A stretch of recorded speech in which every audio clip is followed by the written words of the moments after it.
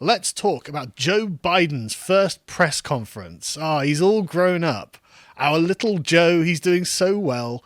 And he, for an entire hour, stood in front of the press that I think he had probably had some forewarning of the questions they were going to ask and answered them. So, I mean, it was quite dull, to be honest, for most of it, because Joe Biden is not a very outstanding orator. It was an hour and 30 minutes long. Well, not even actually, because he spends like 20 minutes not appearing in the beginning. But he gives a rambling intro, then just goes into the questions, and he's got some points that are hopeful, like he thinks they might leave Afghanistan by next year. No, you won't. Don't even begin to, pretend that. He's says they're going to try and end the filibuster, and the filibuster is a product of Jim Crow, apparently, which I didn't know. But there are various things. But anyway, the important stuff I've clipped out. So let's go to the first one, where he's talking about the the migrant crisis at the southern border. Well, look, I guess I should be flattered. People are coming because I'm the nice guy. That's the reason why it's happening. That I'm a decent man, or however it's phrased. That's why they're coming, because Biden's a good guy. Truth of the matter is, nothing has changed. As many people came, 28% increase in children to the border in my administration, 31% in the last year in 2019 before the pandemic in the Trump administration.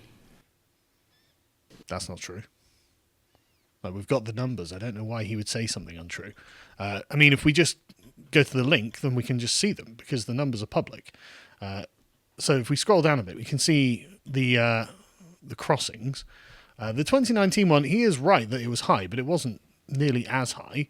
I mean, Biden's one is a good 30,000 more people. So the blue line, as you can see, is the border crossings under Biden from 2021. The orange one is 2019.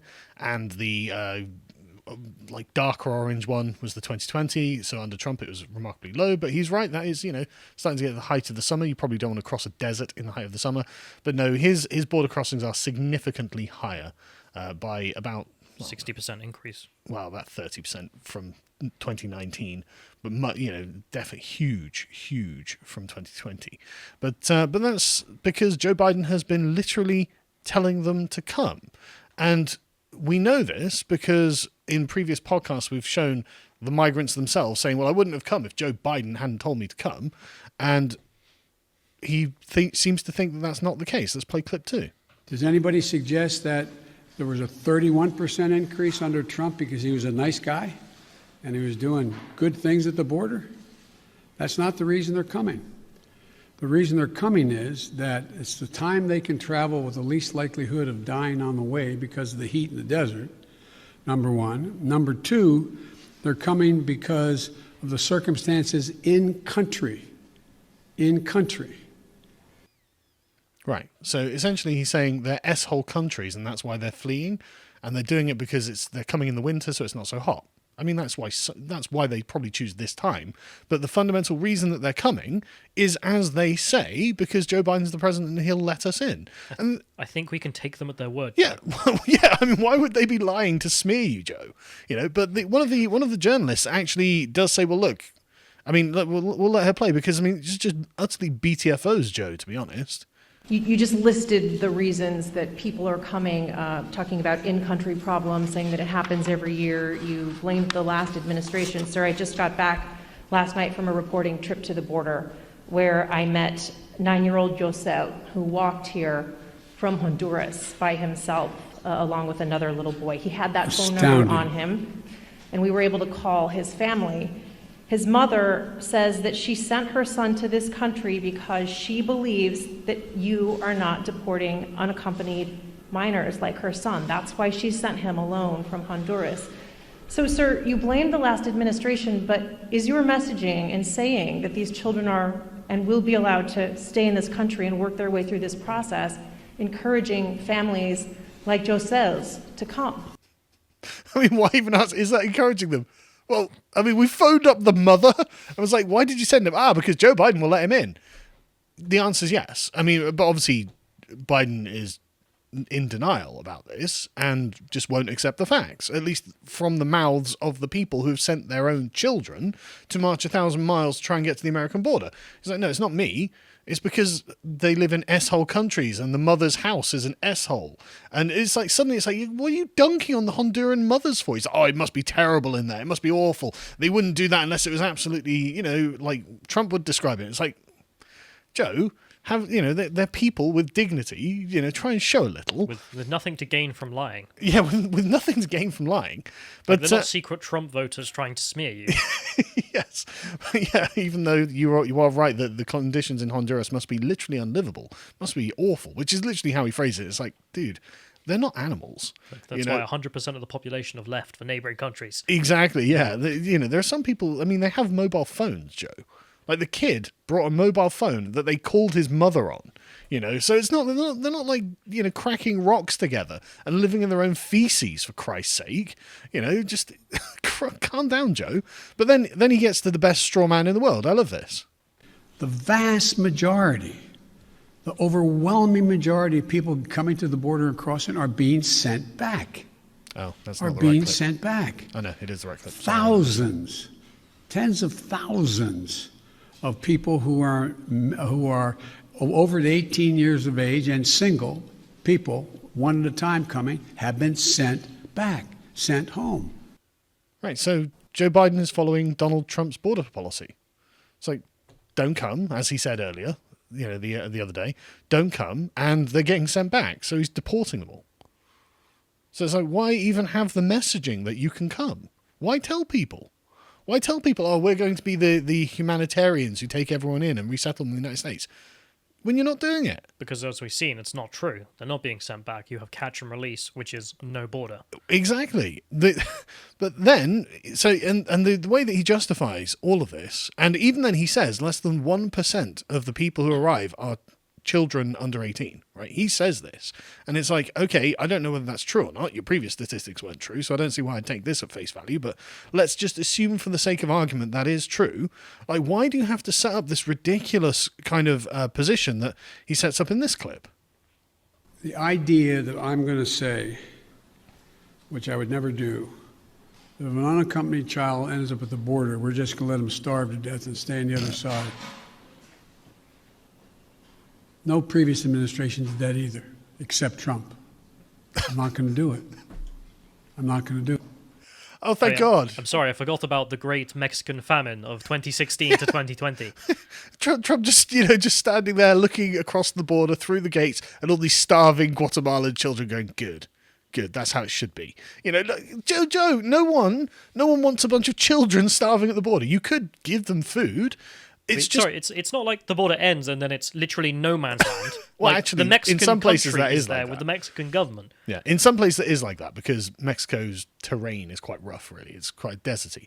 But the point is, they gave them food and water and shelter, and then send them back. Right, that's fine. But Joe Biden's like, right, well, I'm not just going to let these kids starve to death. No one's saying you should. No one's saying you should. We're just saying have a border.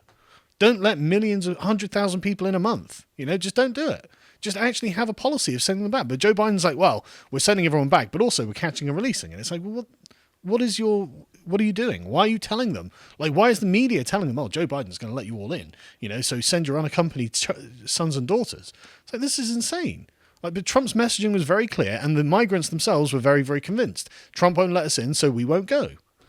Joe Biden, you just said you won't let them in, and you're telling them not to come, and then you say, well, we're going to make sure they can. Like, you're making the crisis worse for the mixed messaging. Yeah. Is the point. It's because they've always wanted to push we love migration for God knows what reason. Like, we just love illegal migration, presumably because it gives us votes. And then you've come to government and you've realised, actually, this is bad. Yeah, it's creating a massive crisis. And people don't like it. Maybe it ought to look like I'm trying to stop it. Yeah. So you're just lying. And those Honduran mothers are lying. And also they live knee-deep in filth because they're disgusting subhumans. Joe Biden 2021.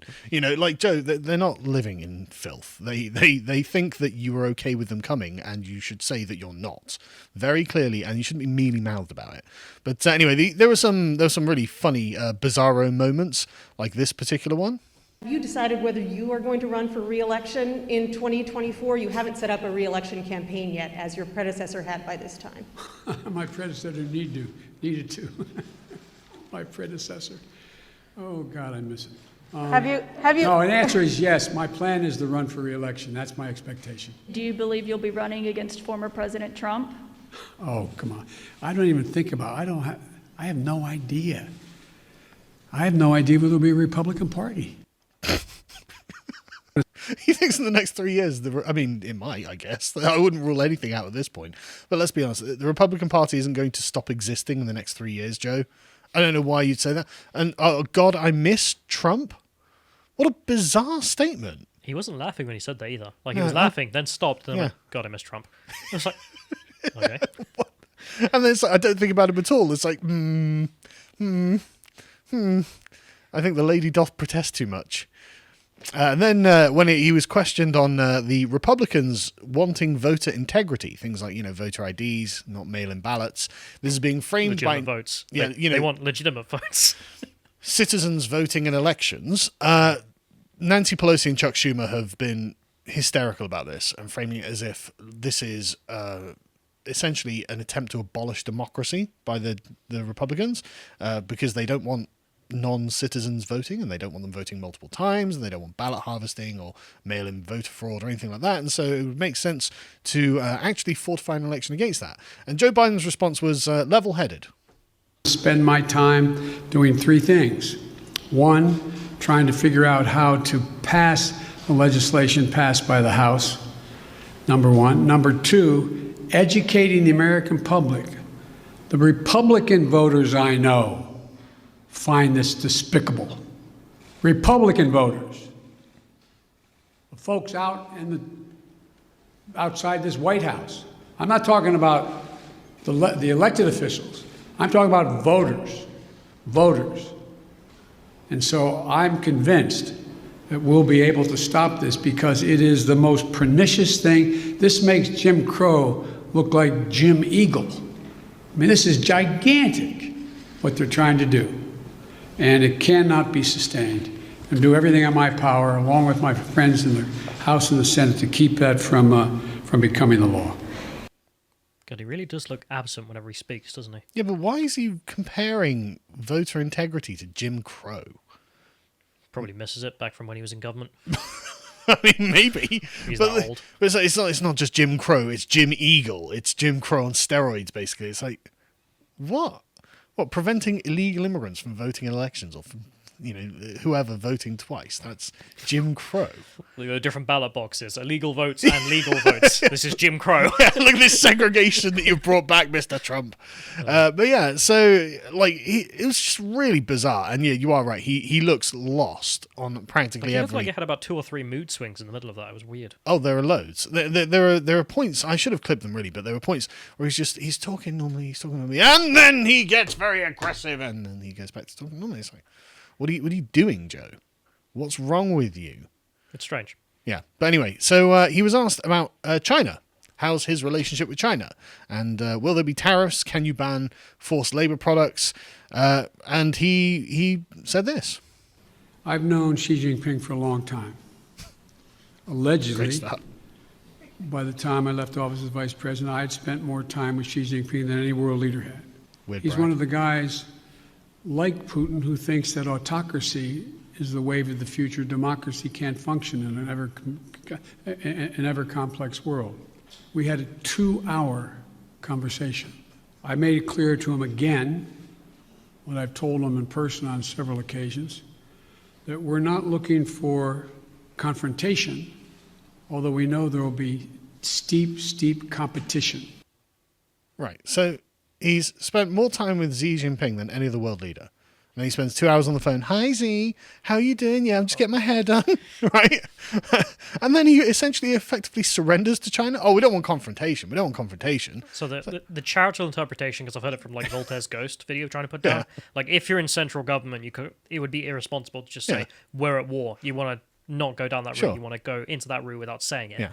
But I'm not optimistic. So there's the argument that competition is secretly, we're going to recognize we're basically in a rival state and we need to beat them. Yeah. But I'm not optimistic that he actually believes that. We'll get to that in a minute, but I just find it interesting. It's like, look, you're dealing with a man that you describe as an autocrat, right? And he also, we're talking about essentially a fascist dictatorship that's undergoing a genocide. And Joe Biden's like, well, we don't want a confrontation with you. We're going to compete with you. It's like, okay, well, how are you going to compete with what is effectively a slave economy? What are you going to do? What are you going to do? You can pay your workers the same amount that Chinese labourers get, are you? We'll pay them even less than nothing. Yeah, exactly. What? Why would you take money off them as they work? Yeah, exactly. Why wouldn't you have something more firm on that? But I guess if you're there on your bed with your legs kicking in the air, going "Hi, Z" for 2 hours every night, then maybe you wouldn't. But anyway, so what's he going to do to hold China accountable? Let's see. The second thing we're going to do is we're going to reestablish our alliances, and I've been very clear with him. It's not anti-Chinese. We have to have democracies working together. Before too long, I'm going to invite an alliance of democracies to come here to discuss the future. And so we're going to make it clear that in order to deal with these things, we are going to hold China accountable to follow the rules. And as long as you and your country continues to so blatantly violate human rights, we are going to continue in an unrelenting way to call to the attention of the world and make it clear what's happening. And he understood that. I made it clear that no American president, at least one did, but no American president ever backed down from speaking out of what's happening in the Uyghurs, what's happening in Hong Kong, what's happening in country. That's who we are. What a ridiculous statement. He's making it sound like Trump was weak on China. But one president didn't speak out on Xinjiang and Hong Kong. Which is obviously he's referring to Trump, right? But Trump did, so you're saying you Yeah, and it was Trump's administration, Pompeo, at the very end, he was like, no, look, this is a genocide, China's evil.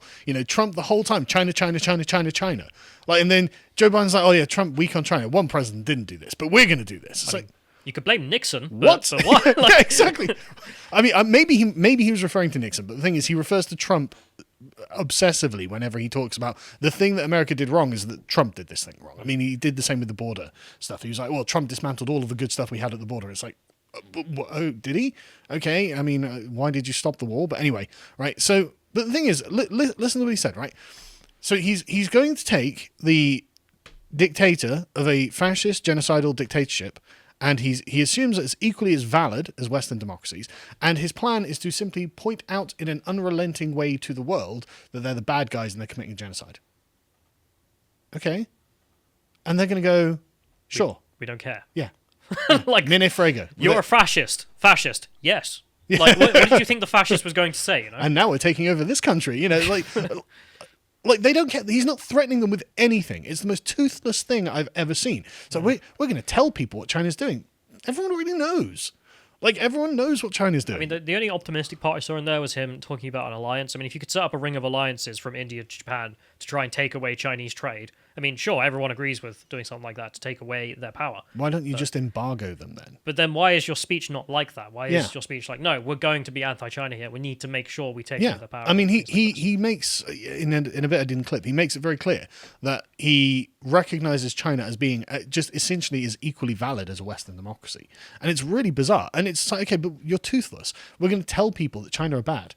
Yeah, but you're going to allow them to take all the trade. No, you need to refer to them as an axis of evil or pirate state or something like this. But you could literally say, look, while China is engaging in a genocide, US companies will be forbidden from purchasing or manufacturing goods in China. And it's like, that would be massive. Yeah. That would be, what are you going to do? Argue against it? You got no, oh, well, actually, if a little bit of genocide's okay if we get cheap tat from China, isn't it? You'd be like, no, it's not. No amount of genocide is okay. And until China can prove they stopped it, that's it. And then, but that, what? Did you see Hugo Boss this morning? No. So what did they have to say about this? Hugo Boss of all companies were in trouble. So what did they say? They made a statement to Western outlets in Europe and America saying, we don't use 1 inch of cotton from Xinjiang in any of our products. And then they were caught the same day bragging on Chinese social media that they love China and therefore they use Xinjiang cotton because it's the most high quality. It was like, yeah. I guess I would expect that from the company that designed the Nazis' uniforms. Yeah, but it's the same with Disney. It's the same with the rest of them. So you have to have the state step in there and be like, no, because you can't be trusted. They're not ethical actors. They're amoral actors. They're there for money. They don't care that the Chinese are a genocidal regime. that are tyrannical totalitarians who are expanding outwards, right? And they're fueling it by giving the Chinese money, right? It's like there are things that they could do. These would be massive changes, and it would be huge. Like you can actually put pressure on China and be like, look, we are the source of your wealth, and that will go away. You know, if you keep genociding, this is, as you know, Joe Biden says, oh, we're for human rights. It's like, dude, just simply saying something is toothless. It does nothing. The Chinese do not care. They're not going to change, and Biden will do nothing about them because he's been paid off by them. Anyway, the response to this from the media has been mixed. Actually, there have been some outlets that have been mildly critical, and we say mildly as in, you know, they pointed out that Joe Biden didn't have an answer for absolutely everything. And then you have the Jennifer Rubin response in the New York Times. This is amazing. The Washington Post. What's the difference between them? Washington Post and New York Times are basically the same thing. Biden excels at its first news conference. The media embarrassed themselves. Yes, Jennifer, go after the media. Wait, you are the media. Like, what's happening here? I am not worthy to be in the same room as Emperor Biden. Well, it is literally Pravda-esque levels of subservience here. After weeks of whining, the White House press corps got its first official Biden news conference on Thursday. Weeks of whining. Okay. The president isn't supposed to do press conferences, I guess. President Biden used the event to blah, blah, blah, blah. Try as they might seem tough, the media did not succeed in knocking Biden off message. Biden spoke in great detail and length, to show not only his mastery of the issues, but also to suck tension and conflict out of the room. The media did not distinguish themselves by asking by asking about immigration multiple times and echoing the false narrative that Biden had created a surge. They showed they were more interested in sound bites than actual news. False narrative. It's just false. Pravda says so. Emperor Biden did nothing wrong. Amazing. But anyway, that's the Biden press conference from my perspective. Honestly, I expected him to kind of fall asleep halfway through, and so the fact that he managed to stand for an hour. Kind of did. Well, no. The fact that he managed to stay standing up and answering their questions for an hour is better than I expected. His answers were terrible. It's a low bar, but his answers. This is so low bar. Sure, and his answers were terrible. At least President Obama didn't himself this morning. I guess so, you know. But yeah, he's going to do nothing about China. He's going to get a bunch of Western countries to go, hey, that's not nice, and threaten them with nothing. Oh man, yeah, this is why I'm not optimistic. I saw, Voltaire's Ghost. I keep referencing it because I think it's the best form of the argument where he's like, look, I have my doubts as well, but here's my optimistic view of what the people he's bringing in and not him himself. Yeah. But still then, I just don't see it in the rhetoric at all. There doesn't seem to be any drive to try and actually see China as an enemy that needs to be conquered. Right, but instead, too long on the phone with them, I imagine. It seems more like they see them as a competitor, as in they're a sort of friend we can work with, and haha, isn't it funny how we're both trying to battle for supreme global supremacy? Yeah. It's not funny. No. This is a big deal. Really don't want China to win. Should genocide be a global norm? Because that's what a Chinese global supremacy looks like. Well, Joe Biden will point it out that it shouldn't be. Thank goodness. That's a very brave first step. And maybe if only the US had, I don't know, a military or something that they could do to prevent a genocide with, that would be amazing. But I guess Joe Biden's hands are just tied. There's just nothing he can do. If you enjoyed this segment from the podcast of the Lotus Eaters, you can watch the full broadcast live every weekday at 1 p.m. UK time on lotuseaters.com.